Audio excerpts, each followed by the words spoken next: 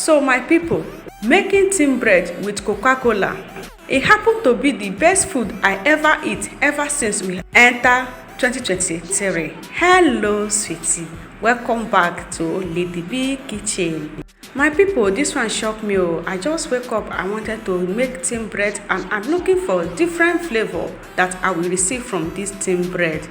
I sit one place and be thinking on the flavor I'm supposed to use making this thin bread. It happens to come in my brain that I'm supposed to use Coca-Cola for this recipe, my people. So I rushed straight to the shop and went to buy Coca-Cola. After buying the Coca-Cola, my people, now so I rush and fast I prepare this recipe. The good part about this thin bread be say I use and eat everything when I want to eat. I even use and take eat my normal natural soup.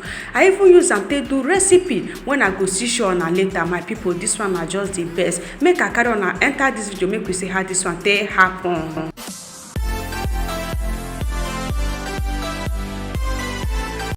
Now this one be the bowl when I go take mix the batter.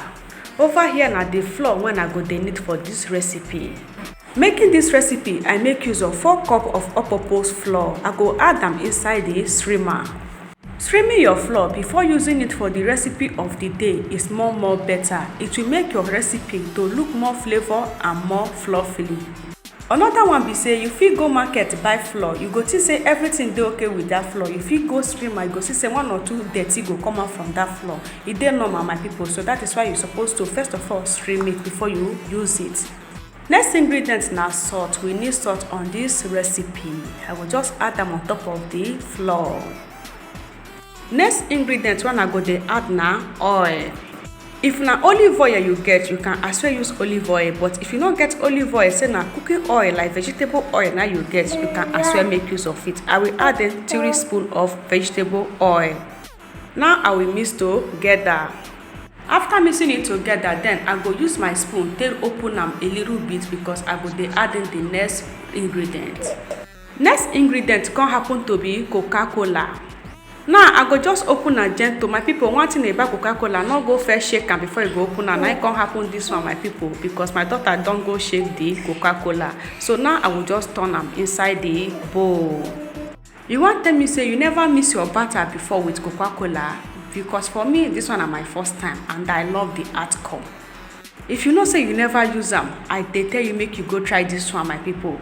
Make you go try this Coca-Cola inside your flour. You go come back and thank me because everything about them na yummy. Because you don't already add Coca-Cola, my people, you don't need to add any sugar making this. So only way you need now to add in now salt. So you don't need any sugar if you are making use of Coca-Cola. One secret about this recipe na how you take mix am, my people. If you notice when I dey show on at the intro about this video, you see when I dey squeeze this thin bread for my hand. I dey squeeze and squeeze am, you dey see say the thin bread is still rise, e not scatter, e not tear. Na because of the say na mix when I give am. If you no mix am well, you no go get the outcome when you deserve. You fit make am, you no go come dey okay. So now you go make sure say you mix your batter very well before you go proceed. Our today haul goes to Patient Ezekiel, watching from Germany. Thank you so much for being part of the family, sweetie. I'm so grateful to have you here. Don't forget to share our post. Don't forget to let us know where you dey watch from so that the next haul it go be for you. And if you dey watch our video since you like our recipe, you not going to follow us, and even me don't send you invitation. I been an invite. You never accept our invite. I beg make you accept our invite, okay? We invite you because we love you for this channel and we love your support. We want to make you follow us so that you go to see our notification anytime we upload new video. Make you try follow, make you try accept our invite. Thank you for being part of the family. Don't forget to let us know where you dey watch from so that the next haul it could be for you.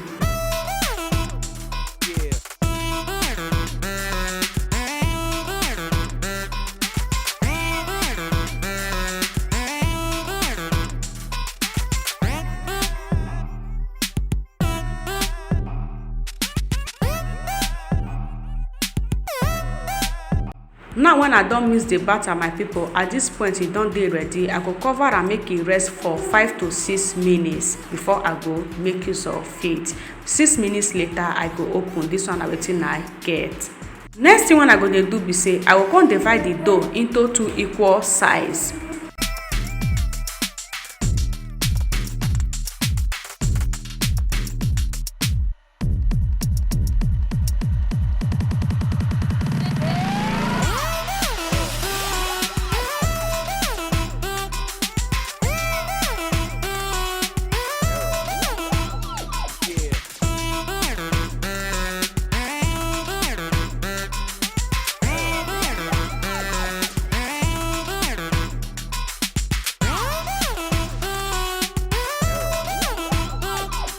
Next thing I go dey do be say I go carry my cutter take come cut the batter into tiny shape.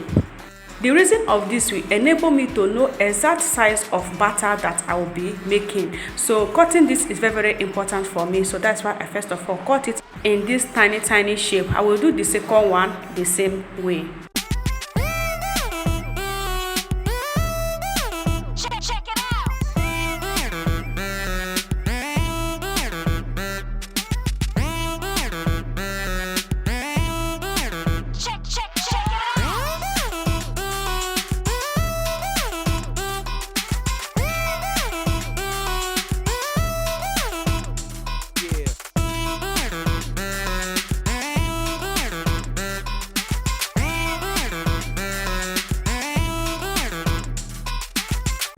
Next one I go dey do be say I'll come carry one of it like this, come add am a little bit of flour, then I go come roll and make it tight as ball shape. I go tight all of them like this, make sure say the ball dey tight well. If I continue like this, if I not tight am, I not go get am right. So now go make me first of all make everything dey tight ball like this. So now so I go do all of them. This process one I dey carry on and dey follow, so my people, now the same process now you go follow if you want make your tortilla wrap. So the same wrap when you go take wrap your shawarma, now this process you go take make am. A lot of recipe go come out from this particular thin bread when I make, so because I use and make a lot of recipe. Now when I don't do am, I will come take one of it and use my roller to start rolling the batter.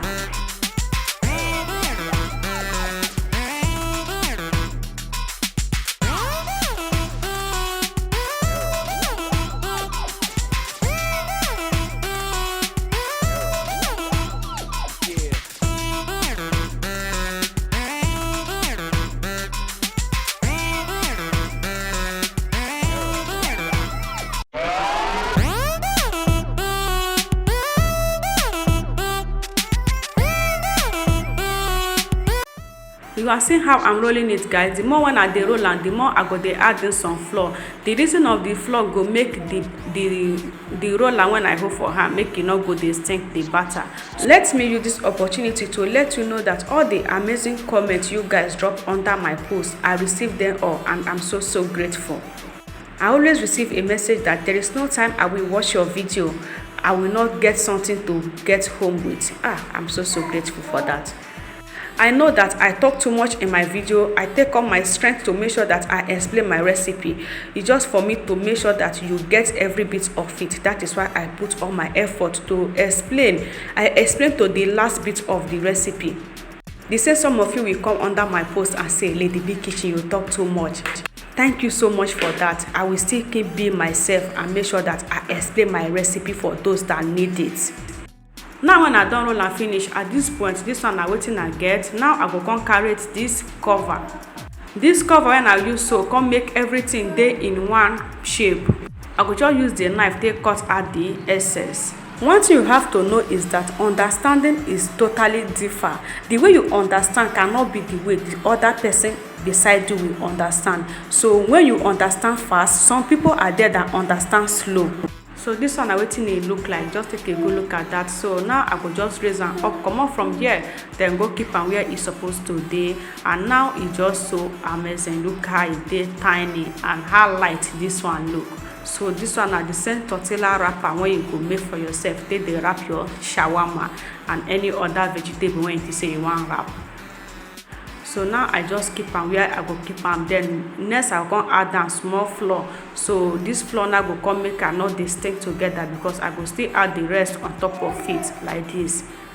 Now I go take the second one, I go come roll am the same way when I take roll the first one. Roll am so that it go dey more light. If you dey thick, e no go make sense. You go make sure say you roll am, e dey light, no let am tear during the process. You no go tear if you dey add am flour like this. Then keep on rolling until it's more flatter. Even sometimes when I use all my effort to be explaining a recipe, I will still receive a comment, Lady B, you say this thing, how can I do it? You say this thing, what did you mean by this? I will be explaining again. So people are like that. You cannot blame them, you cannot be them, you can always be you. This one at the second one, I go still cover and use the same cutter they cut am, and after I go do am, I go still keep am for the same place when I keep the first one. So if I keep am, I will come put am some more flour, then I go dey add all of them on top of it like that. Adding the flour, it will enable the batter not to stick together, because if you stick together, it's not going to be okay after making. So now I will just add in the particular one on top of it, just like this. I will just strip it on top. See how light this look? Just take a good look at it. Looks so light and nice. So I will just add it on top and spread it there, and it's okay. Just sprinkle a little bit of flour on top of it. I will do the same like that. Now I'm done with that, so it's time to add it on top of the heat. So I will be using frying pan to get this done. After adding it in the fry pan, I'm going to be doing this with low heat, guys. You don't have to high your heat, it's just low heat, and be using your hand to turn it so that it will not get burned, and so that all the other parts will get cooked. Just a low heat. I will do all of it like this. So everything is ready at this point, so I'm done. I couldn't do more in the kitchen because the kitchen is just so hot, because we are in hot weather at this point. So the same way I show you guys is the same way I prepare it. You don't have to use high heat to get this done, just a low heat to get it done. So just like this, your tortilla wrapper is ready and your thin bread is ready to eat. See how I'm squeezing this? It's not getting tear. Just take a good look at. After squeezing this like this, it will still open. Look at, guys. Tell me, say Lady B not try. I try, my people. My happiness is that I get this done with a lot of recipe, and I enjoy every bit of it. Eating it natural is okay. This is Indian food. They don't eat our akpu, they don't eat eba. So this is how they eat their food. Just eat it with soup like this, and everything is good to go for them. So for me, I enjoy every bit of it. Don't forget to share this post. Let me know how you feel, and let me see you in my next one. Look at, my people, this one is #1. Thank you for watching, and don't forget to share. So now I will just collect some more one when it be say I will just eat. Then the remaining one I go keep am for nylon bag. So that one I go dey save am for future recipe, and I go see carry and come show una how the outcome be. Now so e reach, my people. Make I see you in my next one. So you putting am for wrapper like this for nylon, it go make am dey as long as you want make it dey. Even say na 1 month sef, nothing go happen to this batter. Thank you for watching. See you in my next one. Bye bye.